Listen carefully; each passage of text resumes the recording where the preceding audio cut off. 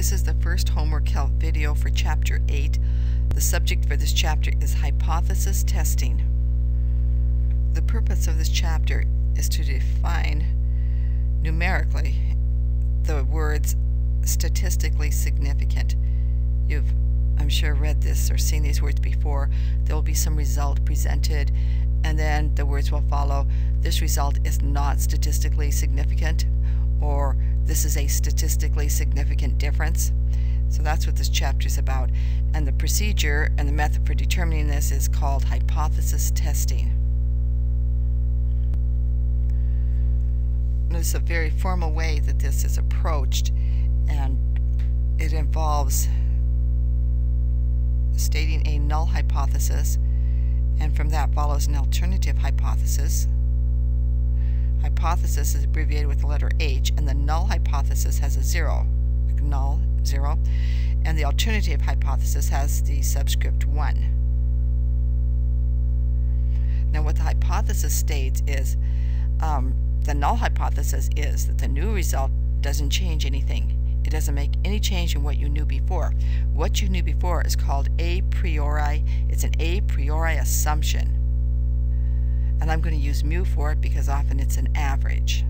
So this is the average that you knew before, or the idea that has always been held, such as what is the normal body temperature, 98.6. Well, that would be your a priori assumption. A priori means Latin for previously, prior to starting the test. So you have some kind of assumption you're holding when you go into this test. Then you take a sample and you create an average from that, or you somehow make a test.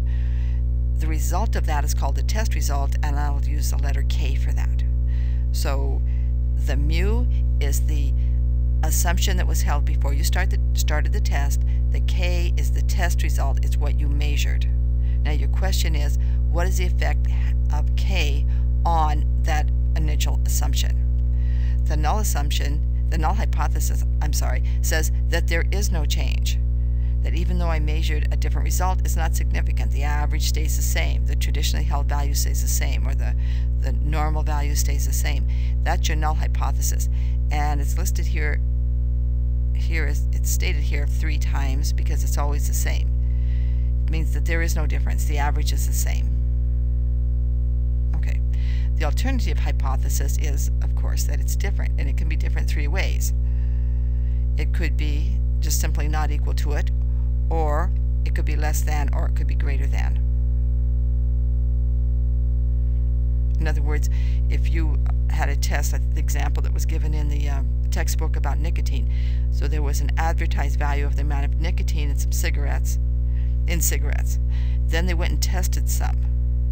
Now they were trying to determine, is the test value such that statistically significant, so that you can say that the average amount of nicotine in cigarettes is not as advertised. That would be your alternative hypothesis.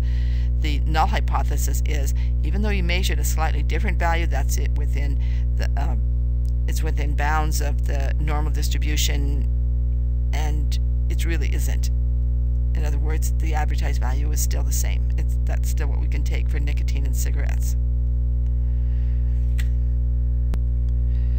For the homework, you start off by just defining these values. Here's an example. I think, the one in the homework says I used the width.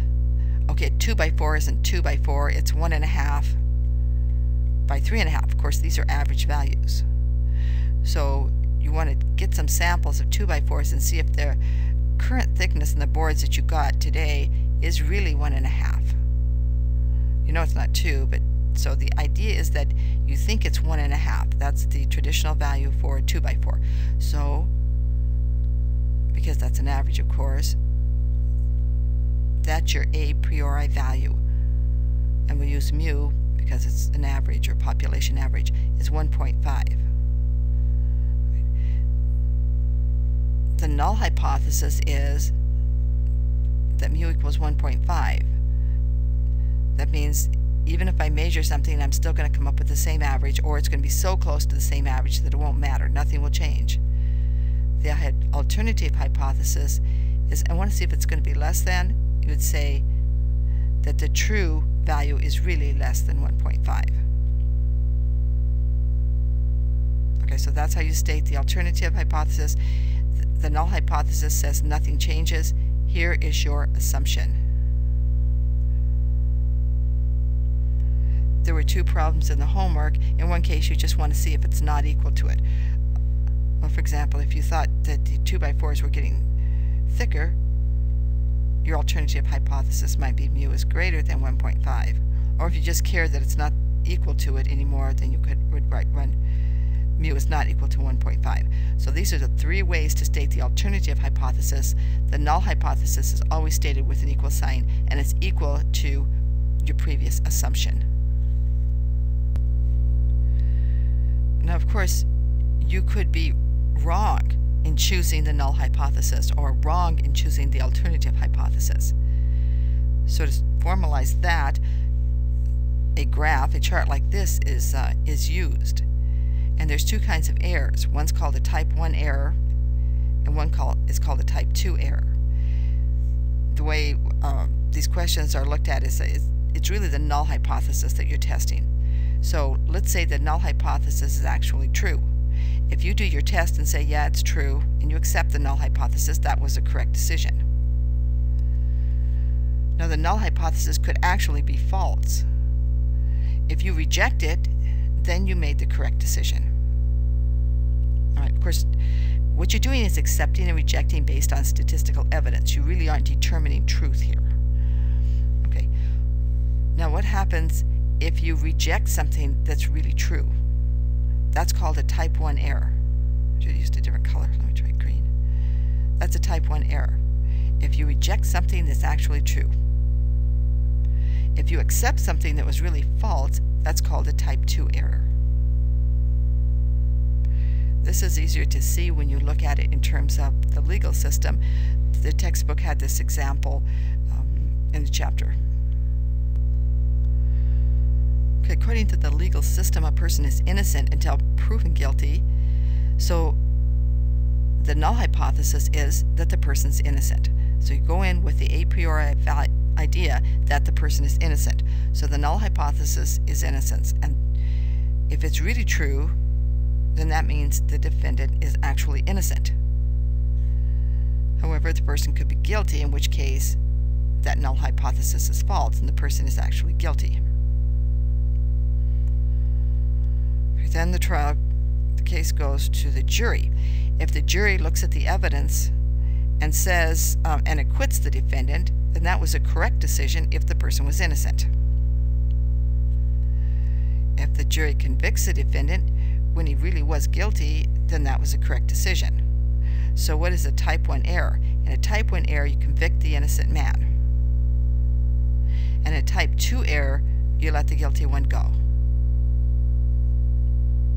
The type 1 errors can be controlled. The type 2 errors are very hard to control. And so different parameters are used to try to restrict the type 1 error. Type 2 errors, you really can't control those. And there's a parameter assigned to type 2 errors, but it's not something that's computed.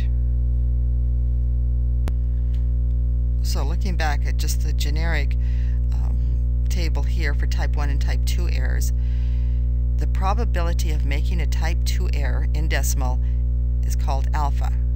So if you're going to accept a 10% chance that you will convict the innocent person, then alpha would be 0.1.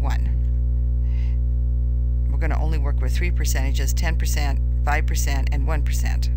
Of course, you want the more stringent probability here if it's a more important decision. So if alpha is 1%, and you get to select this. If you say I require a 1% chance of making a type 2 error, or rather a 99% chance of making the correct decision. So in case of the 1%, alpha is 0.01. If it's 5%, then alpha is 0.05. And if it's 10%, alpha is 0.10. So alpha is the probability in decimal of making a type 1 error and convicting the innocent person. Okay. If alpha is making the type 1 error, then in this case the correct decision would be, the probability here would be 1 minus alpha, because either you make the error or you don't, You see, this has to add to 1. Okay? Now, but alpha is a parameter that you use in the method for determining whether you're going to reject or accept the hypothesis. For the type 2 error, beta is used as a probability of making a type 2 error. However, beta is not selected and it's not computed.